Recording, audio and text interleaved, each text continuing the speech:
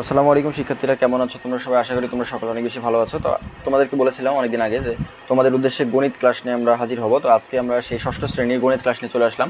তো আমরা চেষ্টা করবো যে প্রথম থেকে শেষ পর্যন্ত তোমাদের যতগুলো অনুশীলনী আছে প্রত্যেকটা অনুশীলনী প্রত্যেকটা ম্যাথ ধরে ধরে করে দেওয়ার এবং সলভ করে দেওয়ার, প্রত্যেকটা টাইপ ওয়াইজ আমরা ম্যাথগুলোকে ভাগ করে তোমাদেরকে করে দেবো। তো আজকে সেই ধারাবাহিকতায় আমরা আলোচনা করব 2.1। এটা হচ্ছে মূলত তোমাদের অনুপাত ও শতকরা এই অধ্যায়ের একদম প্রথম অনুশীলনী। তো দেখো এটাতে 1 নম্বরে যে প্রথম টাইপে আছে এটা কি লেখা আছে, এটা বলেছে যে প্রথম রাশিকে দ্বিতীয় রাশির সাথে অনুপাতে প্রকাশ করতে হবে। এখন এই জিনিসটা করার জন্য আমাদেরকে কয়েকটা বিষয় খেয়াল রাখতে হবে। প্রথমত অঙ্কটা দেখো, বলেছে 25, এটা তোমাদের বইয়ে তোমরা দেখতে হবে 25 এবং হচ্ছে 35। তো এই দুইটা তোমাদের দিয়ে বলেছে যে প্রথম রাশির সাথে দ্বিতীয় রাশিকে অনুপাতে প্রকাশ করো। তো এটা জানার জন্য আমাদেরকে একটা বিষয় মাথায় রাখতে হবে, সেটা হচ্ছে অনুপাতটা আসলে কি।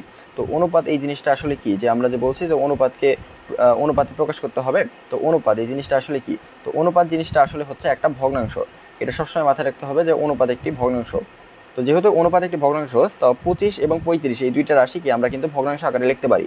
তো এখানে আমরা লিখতে পারি যে 25 উপরে লিখতে পারি এবং হচ্ছে 35 নিচে লিখতে পারি। তাহলে দেখো তো এইখানে কাটাকাটি করা যায় কিনা, অবশ্যই কাটাকাটি করা যাবে। এখানে যদি আমরা 5 দিয়ে কাটি তাহলে 5 আর 5 25 হয়, আর যদি 7 দিয়ে কাটি তাহলে হচ্ছে 5 7 35 হয়। তার মানে উপরে আমার থাকলো হচ্ছে 5, নিচে থাকলো হচ্ছে 7। তাহলে আমরা নিচের লাইনে লিখতে পারি যে প্রথম রাশি, দেখো প্রথম রাশি অনুপাত, অনুপাত একটা চিহ্ন দিয়ে দেবো, তারপর লিখবো হচ্ছে দ্বিতীয় রাশি। প্রথম রাশি অনুপাত দ্বিতীয় রাশি সমান সমান আমরা লিখতে পারি উপরে যেটা আছে যে 5, তারপরে একটা অনুপাত চিহ্ন দিয়ে আমরা 7 লিখতে পারি। তো এটাই হচ্ছে আমাদের উত্তর। তাহলে এটা আমরা লিখে দিতে পারি যে প্রথম রাশি অনুপাত দ্বিতীয় রাশি সমান সমান কত, এটা হচ্ছে 5:7। এবার দেখো তোমরা যে গ নম্বর প্রশ্নটা আমরা সলভ করলাম। 1 নম্বর প্রশ্নটা আমাদের কমপ্লিট হয়ে গেছে, এটা হচ্ছে এটা অ্যান্সার। আর এরপর আমরা গ নম্বর প্রশ্নটা সলভ করবো। এটা তোমরা বইয়ে ভালো করে দেখবে যে এইটাই লেখা আছে যে 1 বছর 2 মাস এবং হচ্ছে 7 মাস। তো আমরা 1 বছর সমান সমান কি জানি, আমরা এটা লিখতে পারি না যে 1 বছর সমান সমান হচ্ছে যে 12 মাস। এটা তো লেখা যায় যে 1 বছর সমান সমান হচ্ছে যে 12 মাস, এটা তো আমরা সবাই জানি। তাহলে 1 বছর সমান সমান যদি 12 মাস হয়, তাহলে এখানে 1 বছর 2 মাসকে আমরা একবারে লিখতে পারি না যে 12 মাস যোগ 2 মাস। অর্থাৎ এই যে বছরটা আছে এই বছরটাকে আমি টোটালি মাসে একদম পরিণত করব। তাহলে 12 মাস আর 2 মাস যখন আমরা যোগ করব তখন এটা হবে হচ্ছে আমার 14 মাস। এটা ভালো করে খেয়াল করো। তাহলে টোটালটা কত হচ্ছে, 14 মাস হচ্ছে। আর আমার দেওয়া ছিল কি দ্বিতীয় রাশি, দ্বিতীয় রাশি হচ্ছে 7 মাস দেওয়া ছিল। এটা কিন্তু আমার প্রথম রাশি, প্রথম রাশি। আর দ্বিতীয় রাশি কিন্তু আমার দেওয়া ছিল এইটা, এটা হচ্ছে দ্বিতীয় রাশি। হ্যাঁ, ভালো করে খেয়াল করো। তাহলে এটা দ্বিতীয় রাশি, এটা প্রথম রাশি। এখন বলছে দুই রাশিকে আমার অনুপাতে প্রকাশ করতে হবে। তো প্রথম রাশি অনুপাত দ্বিতীয় রাশি, এটা আমরা এখন লিখে দেবো যে প্রথম রাশি, তারপর আমরা একটা অনুপাত চিহ্ন দেবো, তারপর আবার লিখবো হচ্ছে দ্বিতীয় রাশি। তাহলে প্রথম রাশি অনুপাত দ্বিতীয় রাশি সমান সমান আমরা কি লিখতে পারি, একটু ভালো করে খেয়াল করো। প্রথম রাশি আমরা বের করেছি 14 মাস, অনুপাত হচ্ছে আমরা দ্বিতীয় রাশি দেওয়াই আছে সেটা হচ্ছে 7 মাস, তাই না? এখন আমরা কি জানি যে অনুপাত একটি ভগ্নাংশ, এই যে এখানে সুন্দরভাবে লিখে দিয়েছি অনুপাত হচ্ছে একটি কি ভগ্নাংশ। তাহলে আমরা এটাকে লিখতে পারি না যে 14 ডিভাইডেড বাই হচ্ছে 7। এখন দেখো এটাকে কাটাকাটি করা যায় কিনা, অবশ্যই কাটাকাটি করা যায়, কারণ আমরা জানি 7 একে 7 এবং হচ্ছে 7 2 14। তাহলে এটাকে আমরা লিখতে পারি যে 2:1, কারণ এটা ভগ্নাংশ আকারে আছে। তো ভগ্নাংশ আকারে যদি আমরা পাশাপাশি লিখি তাহলে এটা কিন্তু একবারে অনুপাত আকারে চলে যায়। তাহলে এটা কিন্তু লিখতে পারি যে আমরা 2:1। তো এটাই হচ্ছে আমাদের অ্যান্সার। তাহলে এখানে যদি আমরা বলি যে উপরে প্রশ্ন ছিল কি 1 বছর 2 মাস এবং 7 মাস, এই দুইটিকে কি করতে হবে, এই দুইটিকে হচ্ছে তোমাকে প্রথম রাশিকে দ্বিতীয় রাশির সাথে অনুপাতে প্রকাশ করতে হবে। তো এরকম অঙ্ক থাকলে তোমাকে খেয়াল করতে হবে দুইটা রাশি যে এককটা থাকবে ওইটা একই এককে হতে হবে। অর্থাৎ প্রথমটা বছরে আছে এবং দ্বিতীয়টা মাসে আছে, প্রথমটাকেও তোমার মাসে নিয়ে যেতে হবে এবং তারপর দুইটা মাস কনভার্ট করে তোমাকে একবারে অ্যান্সার যেটা আছে ওটা বের করতে হবে। আশা করি বুঝতে পেরেছো। তো এরপর আরও একটা অঙ্ক তোমাদেরকে সলভ করিয়ে দেবো। তো এরপরে দেখো আরেকটা অঙ্ক আমরা নিয়ে এসেছি, এটা হচ্ছে ঘ নম্বর অঙ্ক। এটা কি দেওয়া আছে যে 7 কেজি ও 2 কেজি 300 গ্রাম। তো আমরা জানি যে যখনই দুইটা রাশিকে একটা অনুপাতে প্রকাশ করতে হবে তখন দুইটা রাশিকে একই এককে নিয়ে যেতে হবে। অর্থাৎ প্রথমে দেখো এখানে দেওয়া আছে হচ্ছে কেজি, এরপর দেওয়া আছে কি কেজির সাথে গ্রাম দেওয়া আছে, তার মানে আমরা টোটালটাকে একদম গ্রামে নিয়ে যাবো। তো আমরা কি জানি যে 1 কেজি সমান সমান 1000 গ্রাম, জানি না? তাহলে এটা আমরা লিখে দেবো সুন্দরভাবে যে 1 কেজি সমান সমান হচ্ছে যে 1000 গ্রাম। এটা তো আমরা সবাই জানি। তো 1 কেজি সমান সমান যদি 1000 গ্রাম হয় তাহলে 7 কেজি সমান সমান কত হবে? অতএব 7 কেজি, এটা কিন্তু আমরা প্রথম যে অনুপাত আছে ওটা নিয়ে কাজ করছি। 7 কেজি সমান সমান 7 গুণন হচ্ছে 1000 সমান সমান এখানে আমরা লিখতে পারি যে 7000। এটা কিন্তু গ্রামে আমরা বের করলাম। তো এরপরে দেখো আছে কি 2 কেজি। অতএব 2 কেজি সমান সমান কত? 2 কেজি সমান সমান আমরা লিখতে পারি যে 2 গুণন হচ্ছে 1000। এটা লিখতে পারি না? অবশ্যই আমরা লিখতে পারি। তাহলে এটা সমান সমান লিখতে পারি কত? এটা হচ্ছে 2000 গ্রাম। কিন্তু একটা জিনিস তোমরা খেয়াল করো, এখানে কিন্তু 2 কেজিটা ছিল না, এখানে 2 কেজির সাথে 300 গ্রামও ছিল। তার মানে এখানে হচ্ছে যে 2 কেজি 300 গ্রাম সমান সমান এই যে 2000 আমরা বের করলাম এটার সাথে কিন্তু আবার ওই যে 300 আছে ওইটা কিন্তু যোগ হয়ে যাবে।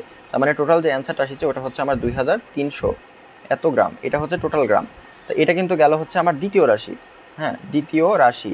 আর প্রথমে যেটা বের করেছিলাম এই যে 7000, এটা হচ্ছে আমার প্রথম রাশি। তাহলে আমরা জানি অতএব প্রথম রাশি অনুপাত দ্বিতীয় রাশি, প্রথম রাশি অনুপাত দ্বিতীয় রাশি। আমরা কি জানি যে অনুপাত একটি ভগ্নাংশ, যেহেতু অনুপাত একটি ভগ্নাংশ তাহলে আমরা এটাকে লিখতে পারি যে প্রথমে আছে হচ্ছে 7000 অনুপাত হচ্ছে 2300, অর্থাৎ এটা প্রথম রাশি আর এটা হচ্ছে দ্বিতীয় রাশি। এখন এটা যেহেতু ভগ্নাংশ তাহলে আমরা এটাকে উপর নিচে লিখতে পারি, উপরে লিখতে পারি আমরা 7000 অর্থাৎ প্রথম রাশি, আর নিচে লিখতে পারি আমরা হচ্ছে 2300, এটা হচ্ছে দ্বিতীয় রাশি। এবার দেখো তো এটা কোনোভাবে কি কাটাকাটি করা যায় কিনা, অবশ্যই এখানে কাটাকাটি করা যায়। যেমন দেখো নিচে দুইটা শূন্য আমরা কেটে দিলাম এবং উপরে দুইটা শূন্য আমরা কেটে দিলাম, এইভাবে কিন্তু কাটাকাটি করা যায়। তাহলে উপরে আমার অবশিষ্ট থাকে হচ্ছে 70 আর নিচে আমার অবশিষ্ট আছে হচ্ছে 23, তাহলে এটাকে আমরা লিখতে পারি যে 70 অনুপাত হচ্ছে 23। তো এটাই হচ্ছে আমাদের কাঙ্ক্ষিত যে প্রশ্নের অ্যান্সার, ওইটা 70 অনুপাত 23। তাহলে যখন এরকম টাইপের অঙ্ক থাকবে একটু ভালো করে দেখো যে প্রথমে 70 কেজি আর 7 কেজি এবং হচ্ছে 2 কেজি 300 গ্রাম আছে, তাহলে 7 কেজিকে আমরা গ্রামে নিয়ে যাবো, 2 কেজি 300 গ্রামকে আমরা পুরোটাকে গ্রামে নিয়ে যাবো, অর্থাৎ 2 কেজিকে আগে ভাঙাবো, তারপর ওটার সাথে এই 300 গ্রামটা যোগ করে দেবো, দিয়ে টোটাল যে গ্রামটা বের হয়েছে 2300 গ্রাম, আর এই যে প্রথম রাশি আমার 7000 গ্রাম, এই দুইটা কি করবো আমরা, যেহেতু অনুপাতে একটি ভগ্নাংশ, তো ভগ্নাংশ আকারে করে কাটাকাটি করে এখানে কিন্তু আমরা কাঙ্ক্ষিত যে প্রশ্নের অ্যান্সার ওইটা আমরা বের করবো। তাহলে আশা করি বুঝতে পেরেছো। এই অধ্যায়ের আরও কয়েকটা অঙ্ক আছে বা আরও কয়েক টাইপের অঙ্ক আছে, ম্যাথ আছে, ওগুলো তোমরা নিজের বাসায় ট্রাই করবে, ওগুলো হোমওয়ার্ক দেওয়া থাকলো।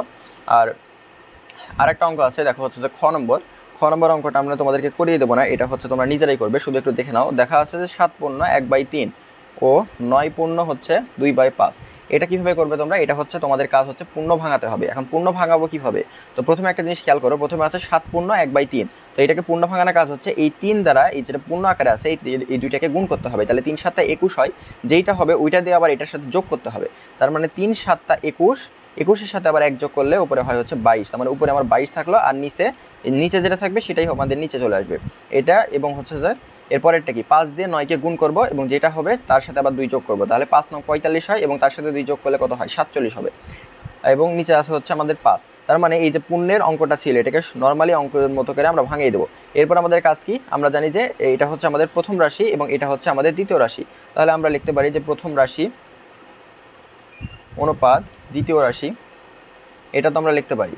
আর আমরা জানি যে অনুপাত একটি ভগ্নাংশ, সমান সমান দিয়ে আমরা এটা লিখতে পারি যে এই প্রথম রাশি যেটা আছে, যেটা এই যে বের করলাম আমি 22/3, তার সাথে একটা ভাগ চিহ্ন দিব, বা এখানে আমরা অনুপাতে আসলে চিহ্ন দিই, তারপর হচ্ছে 47/5। যেহেতু আমরা জানি অনুপাত একটি ভগ্নাংশ, তাহলে হচ্ছে যে এটা আসলে এর নিচে ভাগ আকারে যাবে, তাই আমরা 22/3 তারপরে একটা ভাগ চিহ্ন দেবো, তারপর হচ্ছে আমরা লিখতে পারি 47/5। এরপরের লাইন আমরা কি লিখবো, দেখো যেহেতু ভাগ চিহ্ন আছে এটাকে যদি আমরা গুণ চিহ্নে রূপান্তরিত করতে চাই তাহলে প্রথমে যে রাশিটা আছে এটা সুন্দরভাবে আমরা লিখবো 22/3, তারপরে গুণ চিহ্ন দেবো এবং পরবর্তী যে রাশিটা আছে ওইটা খালি উল্টে দিব, অর্থাৎ 47টা নিচে আসবে আর 5 যেটা আছে এটা উপরে চলে যাবে, তার মানে 47 নিচে আর 5টা উপরে চলে গেলো। এরপর এখানে যে কাটাকাটি করে আমাদের যে কাঙ্ক্ষিত অ্যান্সারটা আসবে এত অনুপাত এত যেটা আসবে অ্যান্সার, ওইটাই হচ্ছে আমাদের প্রশ্নের অ্যান্সার। যদি অ্যান্সার মানে কাটাকাটি করা না যায় তাহলে সোজাসুজি 5 দিয়ে 22-এ গুণ দিয়ে দিবে এবং 3 দিয়ে 47-এ গুণ দিয়ে দিবে, দিয়ে উপরে যেটা হবে সেটা সামনে লিখবে এবং নিচে যেটা হবে সেটা পরে লিখবে, এবং এটাই হচ্ছে আমাদের কাঙ্ক্ষিত প্রশ্নের অ্যান্সার। এটা তোমাদেরকে আমি হোমওয়ার্ক দিলাম, এটা হচ্ছে তোমরা নিজের বাসায় নিজে ট্রাই করবে। তো আশা করি এটা আর বোঝাতে হবে না। তো এরপরে চলে যাব আমরা এর পরবর্তী যে প্রশ্নটা আছে অর্থাৎ 2 নম্বর প্রশ্নের 2 নম্বর টাইপে।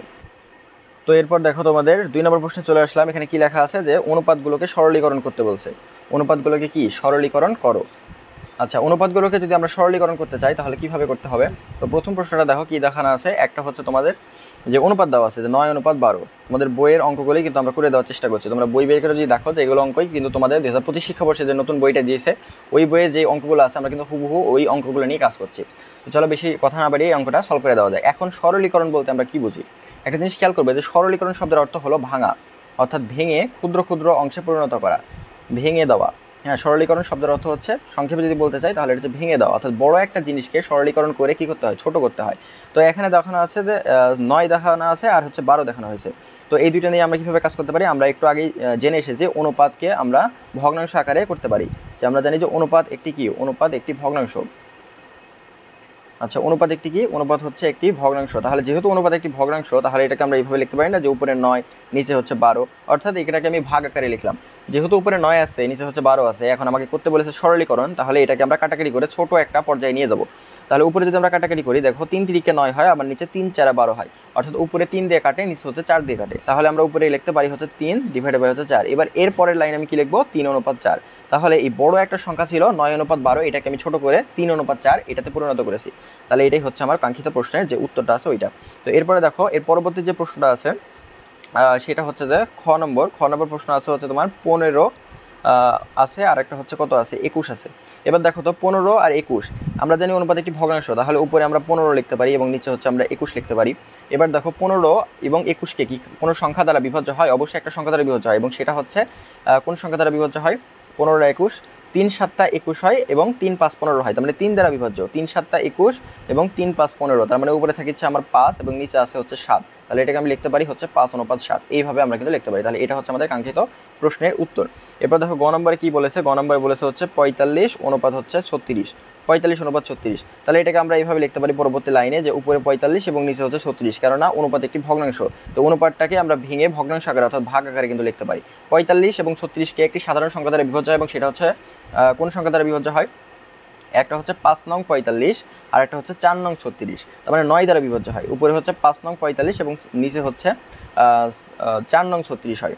হ্যাঁ, তার মানে উপরে হচ্ছে 5 এবং নিচে হচ্ছে 4, এটাকে আমরা লিখতে পারি হচ্ছে 5:4। এটা হচ্ছে আমাদের অ্যান্সার। তো এরপরে ঘ নম্বর যে প্রশ্নটা আছে, দেখো ঘ নম্বর প্রশ্নটা এটা হচ্ছে যে 65 অনুপাত হচ্ছে 26। এই অঙ্কটা তোমাদেরকে আমি হোমওয়ার্ক দিলাম, এটা তোমরা নিজেরাই করবে। এটা কঠিন মনে হচ্ছে, কিন্তু এটা আসলে কঠিন না।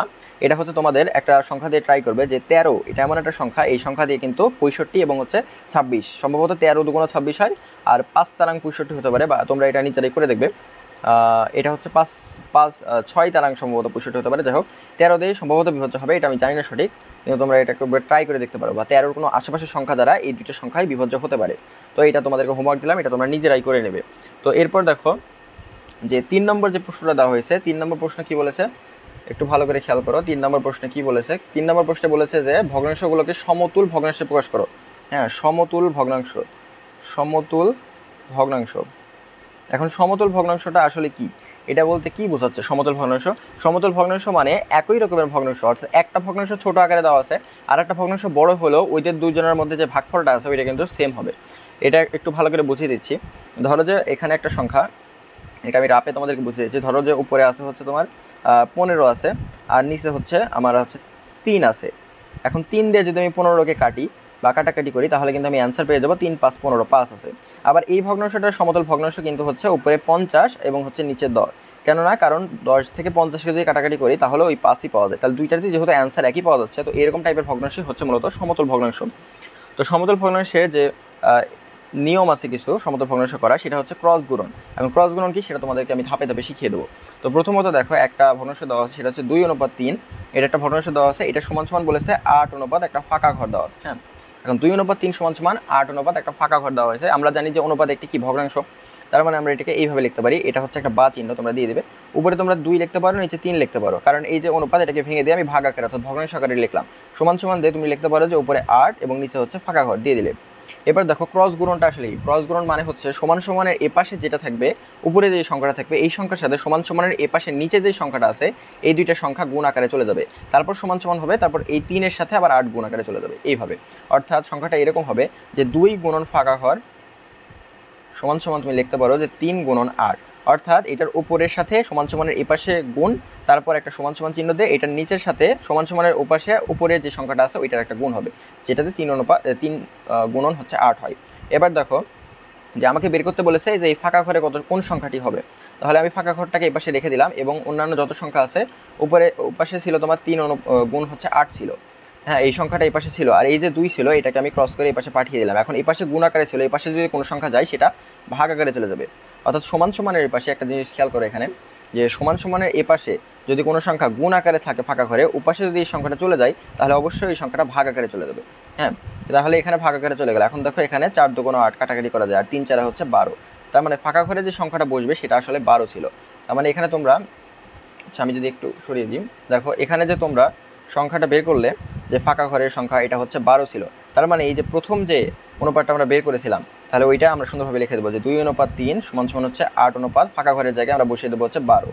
হ্যাঁ, তো এটাই হচ্ছে আমাদের কাঙ্ক্ষিত প্রশ্নের যে অ্যান্সারটা ছিল ওইটা। তো এইভাবে তোমরা কিন্তু সকল যে সমতুল ভগ্নাংশ যেগুলো বলেছে সমতুল ভগ্নাংশ এগুলো সবই কিন্তু ক্রস গুণের মাধ্যমে করে ফেলতে পারো।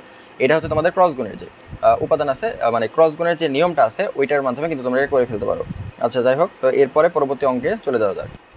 তো দেখো এরপর কি অঙ্ক আছে, সেটা হচ্ছে 5/6 সমান সমান দেওয়া আছে ফাঁকা ঘর অনুপাত হচ্ছে 36। তো এটা ওই আগের নিয়মে যেভাবে করে দিয়েছে তোমাদেরকে ওইভাবেই করিয়ে দেবো। দেখো তো আমরা জানি অনুপাত একটি ভগ্নাংশ, তার মানে উপরে 5 লিখলাম এবং হচ্ছে নিচে 6 লিখলাম, এখানে কারো আপত্তি থাকার কথা না, কারণ এই অনুপাত যেটা আছে এটাকে আমি ভগ্নাংশ আকারে লিখলাম, তারপর সমান সমান দিলাম। আবার কি করলাম, যেহেতু এখানে সমান সমান দিয়েছি তাহলে এখানে একটা বা চিহ্ন দিতে হবে, হ্যাঁ প্রথমে। তো এরপর উপরে ফাঁকা ঘর লিখলাম, যেহেতু উপরে ফাঁকা ঘর আছে আর নিচে হচ্ছে 36 আছে। এখন আমাদের ওই ক্রস গুণের যে ফর্মুলাটা আছে ওখানে আমরা চলে যাব। তো দেখো যে 6 দিয়ে কিন্তু আমরা ফাঁকা ঘরকে গুণ করতে পারি, তার মানে 6 গুণ ফাঁকা ঘর, তারপর সমান সমান দিয়ে আমরা লিখতে পারি যে 36 গুণন হচ্ছে 5, এটা কিন্তু লেখা যায়। তো এরপর আমাদের কিন্তু ফাঁকা ঘর যে মানটা আছে ওটা চাইছে, তার মানে ফাঁকা ঘরটাকে রেখে বাদবাকি যে মানগুলো ছিল সেগুলোকে আমি এপাশে পার করে দেবো। 36 গুণন 5 এটা আগে থেকেই ছিল, আর এই যে 6 এর মানটা ছিল এটা এই পাশে ভাগ আকারে চলে গেলো, আগে গুণ আকারে থাকলে সমান সমান অপাশে গেলে এটা হয়ে যাবে ভাগ। তো এরপর দেখো ফাঁকা ঘর সমান সমান কত হয়, এটা দেখো কাটাকাটি হয়, 6 দিয়ে 36 কাটলে এটা 6 আছে 36 হয়, এবং 5 6 যদি পরস্পর গুণ করি তাহলে এটা 30 হবে। তার মানে ফাঁকা ঘরের যে অ্যান্সারটা ছিল ওটা 30। তোমরা এই যে অ্যান্সারটা পেলে এটা হচ্ছে ফাঁকা ঘরে বসিয়ে দেবে এবং যেটা হবে সেটাই হচ্ছে তোমাদের কাঙ্ক্ষিত প্রশ্নের অ্যান্সার। তো এটা আর করিয়ে দিলাম না, এই পর্যন্তই রাখলাম। এটা তোমরা বুঝতে পারলে যে কীভাবে ফাঁকা ঘরের মান বের করতে হয়। এবং গ নম্বর একটা প্রশ্ন আছে, দেখো গ নম্বর প্রশ্ন, সেটা হচ্ছে 7 অনুপাত ফাঁকা ঘর সমান সমান হচ্ছে 42 অনুপাত হচ্ছে কত 54 দেওয়া আছে। আচ্ছা, এই যে অঙ্কটা আছে এটা তোমরা নিজ দায়িত্বে বাসায় করবে, হোমওয়ার্ক দিয়ে রাখলাম, এটা তোমরা নিজেরাই করে নেবে। তো এরপর ঘ নম্বর যে প্রশ্নটা আছে এটা আমি নিজে নিজে করিয়ে দেবো। দেখো ফাঁকা ঘর দেওয়া আছে, তার সাথে অনুপাত দেওয়া আছে 9 সমান সমান দেওয়া আছে কত 63 অনুপাত কত 81 দেওয়া আছে। আচ্ছা, তাহলে এটা ওই আগের মতোই, আমরা জানি যে 9 দিলাম। তো দেখো তাহলে এখানে ফাঁকা ঘর ডিভাইডেড বাই 9 লিখতে পারি, সমান সমান কি 63 ডিভাইডেড বাই 81 লেখা যায়। এবার দেখো এটা কিন্তু কাটাকাটি করা যায়, কাটাকাটি করার কিন্তু একটা সিস্টেম আছে। তো তার আগে আমরা ক্রস গুণের যে ফর্মুলাটা আছে ওইটা অ্যাপ্লাই করি। 9 দ্বারা 63কে গুণ, ফাঁকা ঘর দিয়ে 81কে গুণ, তার মানে আমরা লিখতে পারি যে ফাঁকা ঘর গুণন হচ্ছে 81 সমান সমান হচ্ছে 9 গুণন হচ্ছে 63। এরপর ফাঁকা ঘরটাকে আমি এপাশে রেখে দিলাম এবং বাদ বাকি যা আছে সবগুলোকে আমি ওপাশে বার করে দিলাম। 81 এপাশে গুণ আকারে আছে, এপাশে চলে আসলো ভাগ আকারে, উপরে 9 গুণন 63 আছে। এবার দেখো এখানে কি কাটাকাটি করা যায় কিনা, অবশ্যই কাটাকাটি করা যায়। 9 দ্বারা 81 কাটাকাটি করা যায়, 9 9 81 হয়, হ্যাঁ। এরপর 9 দ্বারা আবার 63 কাটাকাটি করা যায়, 7 9 63। তার মানে ফাঁকা ঘরের যে অ্যান্সারটা আছে ওইটা কত বের হলো আমাদের 7, এই যে 7ই হচ্ছে ফাঁকা ঘর। এবার এই 7-এর যে মানটা আমরা পেলাম এটা সরাসরি আমরা বসিয়ে দেবো কোথায়, একদম উপরে। তার মানে আমরা এটাকে লিখতে পারি এইভাবে যে অতএব ফাঁকা ঘরের মধ্যে 7 অনুপাত হচ্ছে 9 সমান সমান হচ্ছে 63 অনুপাত হচ্ছে 81, অর্থাৎ এই যে 63 অনুপাত 81 আর এই যে 7 অনুপাত 9 দুইটাই কিন্তু পরস্পরের সমতুল ভগ্নাংশ, হ্যাঁ। তো এটাই হচ্ছে সমতুল ভগ্নাংশের প্রকাশ। আমরা পরবর্তী প্রশ্নে পরবর্তী টাইপে চলে যাই। এবার দেখো একটা প্রশ্ন আমি সুন্দরভাবে খাতায় লিখে দিয়েছি তোমাদের জন্য। তো এটা কি দেখানো হয়েছে, সেটা হচ্ছে যে একটি হলঘরের প্রস্থ, আচ্ছা এটা হচ্ছে হলঘরের প্রস্থ ও দৈর্ঘ্যের অনুপাত দেওয়া আছে 2 অনুপাত 5। প্রস্থ ও দৈর্ঘ্যের মান বসিয়ে সারণীটি হচ্ছে পূরণ করতে হবে। তাহলে দেখো এখানে প্রস্থের মান দেওয়া হয়েছে, এইটা ফাঁকা ঘর, আচ্ছা এইটা ফাঁকা ঘর, এখানে কি বসবে প্রস্থের মান বের করতে হবে, এখানে ফাঁকা ঘর এটা প্রস্থের মান বের করতে হবে, আর এখানে হচ্ছে দৈর্ঘ্যের মান বের করতে হবে এগুলোতে। তো এগুলো হচ্ছে বের করাই হচ্ছে আমাদের মূলত কাজ। তো এখানে কিন্তু একটা যে আমাদের একটা সূত্রের যে একটা ফর্মুলা তৈরি করার জন্য একটা জিনিস দিয়ে রাখছে, সেটা হচ্ছে অনুপাতটা। সেটা কি প্রস্থ এবং হচ্ছে দৈর্ঘ্যের অনুপাত কত দিয়ে রাখছে, এটা হচ্ছে 2 অনুপাত 5 কিন্তু দিয়ে রাখছে। তার মানে এটা দিয়ে আমাদের কাজ করতে হবে। তার মানে আমাদের কি দিয়েছে, এখান থেকে আমি অ্যান্সারটা করছি। আচ্ছা অ্যান্সার শুরু করলাম এখান থেকে, যে দেওয়া আছে এটাকে তোমরা লিখে নেবে যে দেওয়া আছে। এখন কি দেওয়া আছে সেটা হচ্ছে প্রস্থ অনুপাত দৈর্ঘ্য, প্রস্থ অনুপাত দৈর্ঘ্য সমান সমান কত দেওয়া হয়েছে 2 অনুপাত 5 দেওয়া হয়েছে। এটা কিন্তু হল ঘরের প্রস্থের অনুপাত দৈর্ঘ্য, এটা কিন্তু দেখানো হয়েছে কত 2 অনুপাত 5 দেখানো হয়েছে। আমরা কি জানি অনুপাত একটি ভগ্নাংশ, তার মানে আমরা লিখতে পারি যে প্রস্থ ডিভাইডেড বাই হচ্ছে যে দৈর্ঘ্য সমান সমান আমরা লিখতে পারি না যে 2 ডিভাইডেড বাই 5, এটা অবশ্যই লেখা যায় এবং এটাই হচ্ছে সবচেয়ে গুরুত্বপূর্ণ। এই যে সূত্রটা তৈরি করে দিলাম এবং এখান থেকে প্রত্যেকটাতে অর্থাৎ প্রস্থের মান প্রথমে দেওয়া হয়েছে দৈর্ঘ্যের মান, আচ্ছা এই 50 দৈর্ঘ্যের জায়গায় বসিয়ে কিন্তু আমরা প্রস্থের মান বের করতে পারি। এরপর দেখো দৈর্ঘ্যের মান চাইছে 40, প্রস্থের মান দেওয়া হয়েছে 40টাকে কিন্তু আমরা এইখানে বসে প্রস্থের জায়গায় বসিয়ে কিন্তু আমরা এখান থেকে দৈর্ঘ্যের মান বের করতে পারি। তো এখান থেকে সবগুলো অঙ্ক আমি তোমাদের করিয়ে দেবো না, 2টা অঙ্ক করিয়ে দেবো। তো প্রথমটা দেখা যাক যে কীভাবে করা যায়। দেখো প্রথমটায় দেখানো হয়েছে যে 50 দেওয়া আছে, তার মানে এখানে আমরা লিখতে পারি যে দৈর্ঘ্যের মানের জায়গায় 50 দেখানো হয়েছে, তার মানে প্রস্থ উপরে প্রস্থের মতোই থাকবে এবং নিচে দৈর্ঘ্যের জায়গায় আমি শুধু 50 বসাবো, সমান সমান কত 2 ডিভাইডেড বাই 5।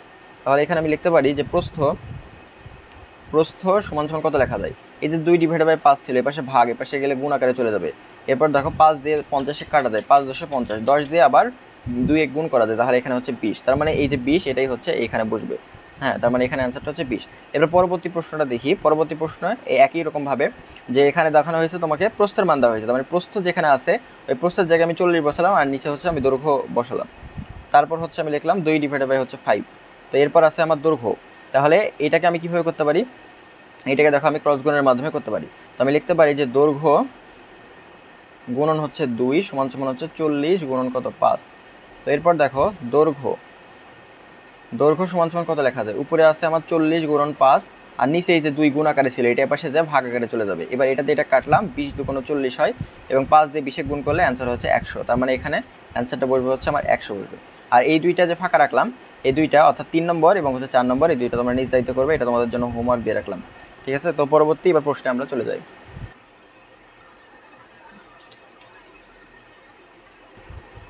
তো এরপর চলে আসলাম আমরা 5 নম্বর অঙ্কে। 5 নম্বর অঙ্কে কি বলেছে যে সমতুল অনুপাতে অনুপাতগুলোকে চিহ্নিত করতে হবে।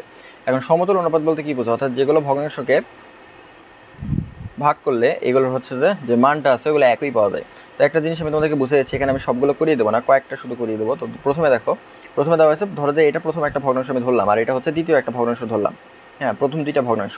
তো একটা জিনিস খেয়াল করো যে 6:18 এটা একটা বড় একটা ভগ্নাংশ, আর 2:6 এটা একটা ছোট ভগ্নাংশ। তো দেখো দুইটা ভগ্নাংশকেই যদি আমরা জানি, অনুপাতকেই যদি আমরা ভগ্নাংশ আকারে ভাগ করি, তো 6/18, আবার এটাকে আমি লিখতে পারি যে 2/6। একটা জিনিস খেয়াল করো যে এখানেও কিন্তু উপরে 1 থাকছে, আর কাটাকাটি করলে 3×6=18, নিচে 3 থাকছে। আবার এখানেও 2×1=2, 3×2=6। তার মানে দুইটারই অ্যান্সার কিন্তু আলটিমেটলি 1/3 বা 1:3 কিন্তু বের হচ্ছে। তার মানে দেখা যাচ্ছে যে এইটা এবং এইটা সমান। তার মানে এটা আমরা বলতে পারি যে এই যে আমরা প্রথম যে ভগ্নাংশটা ধরেছি 6:18 এবং দ্বিতীয় যে ভগ্নাংশটা নিলাম 2:6, এই দুইটা ভগ্নাংশ কিন্তু পরস্পরের সমতুল। অর্থাৎ যেগুলো ভগ্নাংশকে ভাগ করলে যেগুলো ভগ্নাংশের মানের কোনো পরিবর্তন হয় না, একই মান পাওয়া যায়, সেগুলো হচ্ছে সমতল ভগ্নাংশ। আবার আমরা লিখতে পারি যে উপরে হচ্ছে যে 12 অনুপাত হচ্ছে 18, তার মানে 12 আমরা লিখতে পারি 18, কাটাকাটি করলে হচ্ছে যে 3×4=12, 3×6=18, তার মানে উপরে আছে 4, নিচে আছে 6। আবার এটা কাটাকাটি করা যায় যে 2×4, 3×6, তার মানে উপরে আসছে আমার 2:3।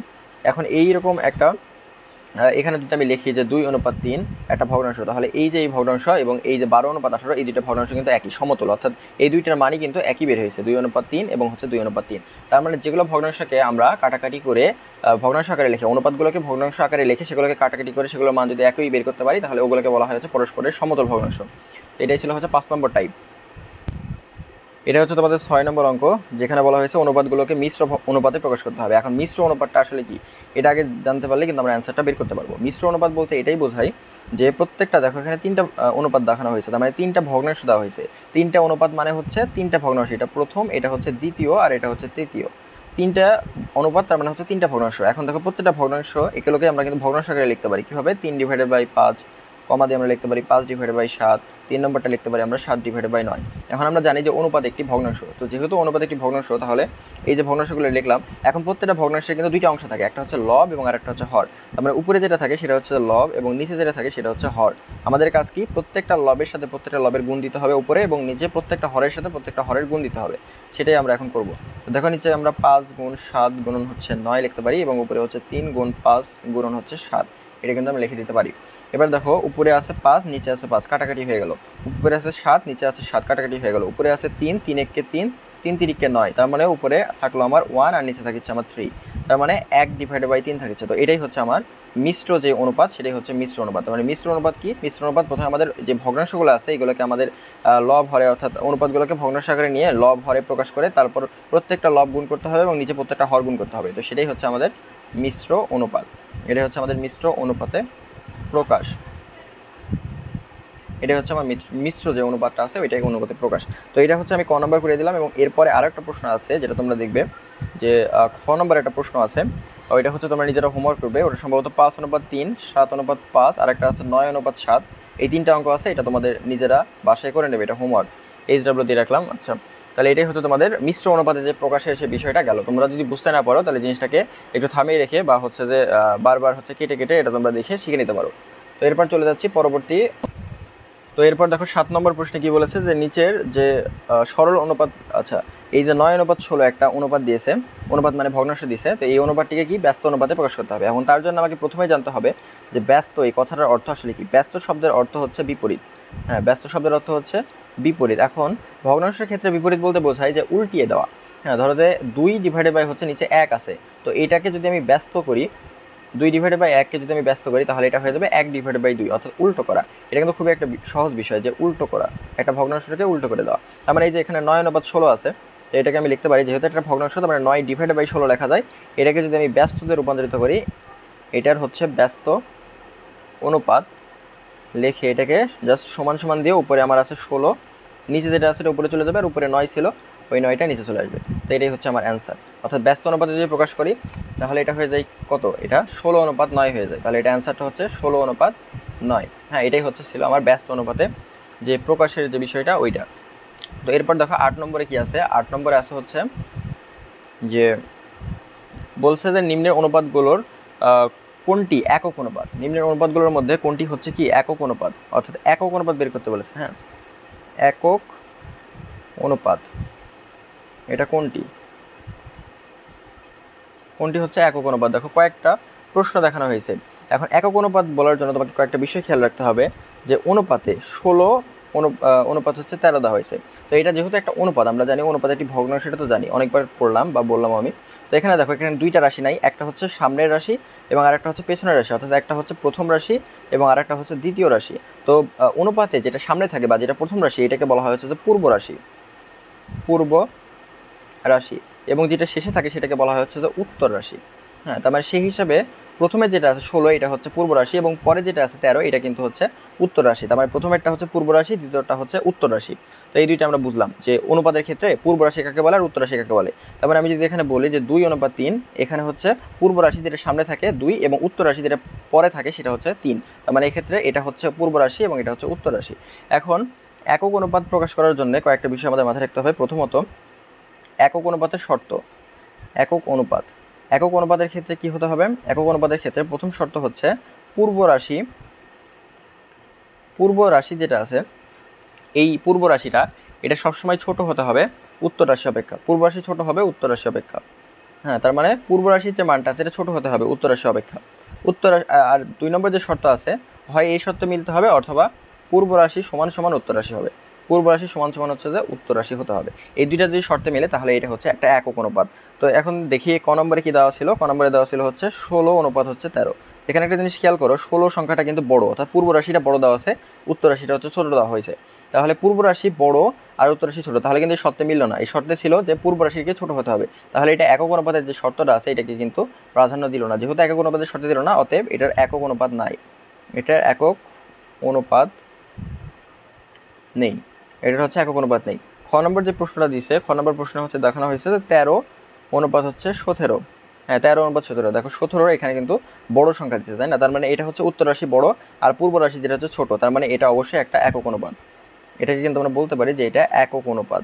তো এরপর দেখো 3 নম্বর গ নম্বর যেটা দিছে সেটা কি, পূর্ব রাশি 21 অনুপাত উত্তর রাশি যেটা আছে ওইটাও 21। তার মানে পূর্ব রাশি 21 উত্তর রাশি 21 দুইটা কিন্তু সমান। যেহেতু সমান তার মানে এটাও কিন্তু একক অনুপাত। তার মানে একটা রাশিকে যদি একটা অনুপাতকে যদি একক অনুপাত হতে হয় তাহলে তার দুইটা শর্ত খেয়াল করতে হবে। প্রথমত পূর্ব রাশি অর্থাৎ সামনে যেটা থাকে সেটাকে ছোট হতে হবে উত্তর রাশি অপেক্ষা, এবং 2 নম্বর শর্ত হচ্ছে পূর্ব রাশি যেটা আছে এটা সমান হতে হবে উত্তর রাশি। তার মানে এখানে সমান হয়েছে তাই এটা একক অনুপাত, আর এটা হচ্ছে পূর্ব রাশি ছোট হয়েছে উত্তর রাশি অপেক্ষা তাই এটা একক অনুপাত। এবং ক নম্বরে যেটা ছিল 16 অনুপাত 13 এটা একক অনুপাত নাই, কারণ এটা হচ্ছে পূর্ব রাশিটাই বড়। আশা করি বুঝতে পেরেছো। তাই এটাই ছিল তোমাদের হচ্ছে 8 নম্বরের যে অনুপাতটা আছে সেটা। তো আজকে হচ্ছে এরপরে আরেকটা অঙ্ক করে আজকে হচ্ছে ক্লাসটা শেষ করবো। তো এরপরে আছে হচ্ছে যে আমাদের 9 নম্বর অঙ্ক, তো ওখানে চলে যাওয়া যাক। তো দেখো এরপর আছে হচ্ছে তোমাদের 9 নম্বর অঙ্ক। সেটা বলেছে কি যে 550 টাকাকে 5:6 এবং হচ্ছে 4:7 এই দুইটা অনুপাতে বিভক্ত করতে হবে। তো একটা অনুপাতে যদি আমরা বিভক্ত করে দেখাই তাহলে তোমরা পরেরটা অটোমেটিক বুঝতে পারবে এবং এটা তোমরা হোমওয়ার্ক করে নেবে নিজের বাসার মধ্যে। আমি শুধু প্রথম অনুপাতে বিভক্ত করাটা দেখাবো। তো খেয়াল করো যে প্রশ্নটা শুধুমাত্র এইটুকুই, প্রথমটা আমি করে দিচ্ছি আর পরেরটা তোমরা নিজেরা করবে। তো এখানে আমি অ্যান্সারটা বের করি। তো এটা কিভাবে করবে, যে 550 টাকাকে এত অনুপাতে যেহেতু বিভক্ত করতে হবে, আমাদের প্রথম কাজ হচ্ছে অনুপাত যেটা আছে অনুপাতগুলোকে যোগ করতে হবে। অনুপাত যেটা করতে হবে সেটা হচ্ছে যোগ, এটা হচ্ছে প্রথম কাজ। তারপরে অনুপাতকে যোগ করলে উপরে 5 + 6 = হচ্ছে 11। এটা হচ্ছে অনুপাতের যোগফল, এটা কিন্তু অঙ্কে কাজে লাগবে। এবার দেখো 550 টাকাকে যখন 5:6 দুইটা অংশে বিভক্ত করতে হবে, তো আমরা দুই ভাগে কাজ করব। প্রথমে 5 অংশে বিভক্ত করব এবং পরবর্তীতে 6 অংশে বিভক্ত করব। তো প্রথমে দেখলাম যে 550 টাকার, দেখো 550 টাকার 5 অংশ আগে বের করতে হবে। তো 550 টাকার 5 অংশ সমান 550 এর উপরে লিখবো হচ্ছে 5 অংশ যেহেতু, আর নিচে লিখবো হচ্ছে যে এই যে যোগফলটা 11, এটা নিচে লিখে দেবো। তারপরে এখানে একটা ব্র্যাকেট দেবো। তো এরপর লিখবো এত টাকা। তো দেখো 550 এর মানে হচ্ছে গুণ, তো এখানে একটা গুণ দিলাম। উপরে আছে 5 নিচে আছে 11। এবার দেখো তো 11 দিয়ে 550কে কাটাকাটি করা যায় কিনা, 5 11 55 আর এটা দিয়ে 0 উঠে গেল। এবার হচ্ছে 50কে 5 দ্বারা গুণ করলে হয় 5 0 0 5 5 হচ্ছে 25। তার মানে এত টাকা। এটা হচ্ছে যে 550 টাকার হচ্ছে 5 অংশ সমান সমান হচ্ছে কত টাকা? 250 টাকা। এরপর আমরা বের করব 550 টাকার 6 অংশ, 6 অংশ সমান সমান আমরা লিখতে পারি যে 550 এর, যেহেতু 6 অংশ মানে 6/11, এই যে নিচে লিখতে হবে টোটাল যোগফলটা দুইটার ক্ষেত্রেই। তাহলে 550 এর তুলে দিয়ে ওখানে আমরা গুণ চিহ্ন দিলাম, উপরে 6 নিচে হচ্ছে 11, 11 দিয়ে 550কে 50 দ্বারা কাটে। তো এরপর দেখো 6 আর 50 যদি গুণ করে দাও, ক্যালকুলেশন করো, 6 শূন্য 0 আর 5 দিয়ে 6 গুণ দিলে 5 6 30, তার মানে হচ্ছে 300 টাকা। তার মানে প্রথম যে অঙ্কের অ্যান্সার এটা কিন্তু আমরা বের করে ফেলেছি যে 550 টাকাকে যদি 5/6 অংশে বিভক্ত করি তাহলে কত কত টাকা পায়? অংশে বিভক্ত করলে কত কত টাকা আমরা পাচ্ছি? প্রথমত 250 ও পরবর্তীতে 300 টাকা পাওয়া যায়। তো এই অঙ্কটা তোমাদেরকে করিয়ে দিলাম, এটাই হচ্ছে এই অঙ্কের এই পর্যন্ত অ্যান্সার ছিল। তো এই অঙ্কের আরও একটা পার্ট আছে, সেটা কি 7:4:7 অনুপাতে বিভক্ত করতে হবে। এই একইভাবে তোমরা করবে, প্রথমত 4 এবং 7কে যোগ করতে হবে, এবং 4 7কে যোগ করার যখন কাজ শেষ হয়ে যাবে তখন কী করতে হবে? যে 550 টাকার ওই নিচে যোগফলটা লিখতে হবে এবং উপরে হচ্ছে যত অংশ বের করবে সেটাকে লিখতে হবে। তো পরবর্তী যেটা আছে সেটাকে তোমাদের কাছে আমি হোমওয়ার্ক দিয়ে গেলাম, পরবর্তী অঙ্কটা তোমরা অবশ্যই হোমওয়ার্ক করবে এবং নিজেদের মতো করে অ্যান্সারটা বের করবে এবং গাইডের সাথে মিলিয়ে দেখবে যে অ্যান্সারটা মিলেছে নাকি। তো আজকের ক্লাসটি এই পর্যন্তই মূলত ছিল তোমাদের অনুশীলনী যে 2.1 তোমরা যারা ষষ্ঠ শ্রেণীতে আছো 2.1 অনুশীলনী অনুপাত এবং শতকরা এই অধ্যায়ের 1 থেকে শুরু করে 9 পর্যন্ত, 1 থেকে শুরু করে 9 পর্যন্ত অঙ্ক করিয়ে দিলাম। তো এর পরবর্তী কোনো একটা ক্লাসে 9 থেকে শুরু করে যে বাদ বাকি যে অঙ্কগুলো আছে, সম্ভবত 16 পর্যন্ত অঙ্ক আছে, এই 16টা অঙ্ক আমি তোমাদেরকে করিয়ে দেওয়ার চেষ্টা করবো। তো আজকের ক্লাসটি এই পর্যন্ত রাখলাম। সকলে ভালো থাকো। চ্যানেলে নতুন হলে চ্যানেলটিকে সাবস্ক্রাইব করে আমাদের পাশে থাকতে পারো। নতুন ক্লাস পাওয়া পর্যন্ত অপেক্ষা করো, নতুন আরও ভালো ভালো অনেক ক্লাস আমি নিয়ে আসার চেষ্টা করবো। ধন্যবাদ সবাইকে।